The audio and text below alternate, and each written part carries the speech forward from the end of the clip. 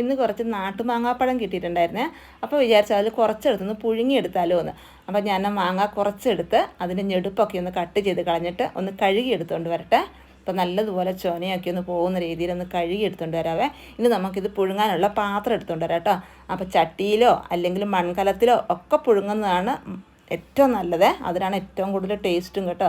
അപ്പോൾ ഞാൻ ഇതുപോലൊരു ചെറിയൊരു ചട്ടി എടുത്തുകൊണ്ട് വന്നിട്ടുണ്ട്. അപ്പോൾ അതിലേക്ക് നമ്മുടെ മാങ്ങ ഇട്ട് കൊടുത്തു, ആവശ്യത്തിനുള്ള ഉപ്പും കൂടെ ഇട്ട് കൊടുത്തു കേട്ടോ.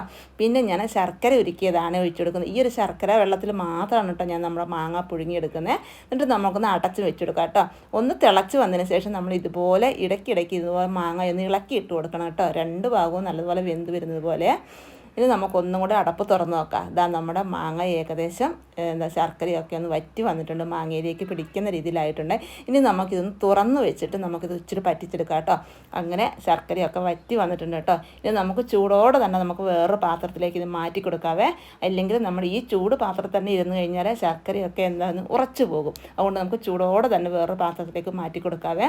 അപ്പോൾ ഇതുപോലെ മാങ്ങ കിട്ടുമ്പം ഇങ്ങനെ ചെയ്തിട്ടില്ലാത്തവരൊക്കെ ഒന്ന് ട്രൈ ചെയ്ത് നോക്കണേ. ഇതുപോലെ ആക്കി കഴിച്ചിട്ടുള്ളവരും നമ്മുടെ കമൻറ്റ് ബോക്സിൽ ഒന്നൊന്ന് കമൻറ്റ് ചെയ്യണേ.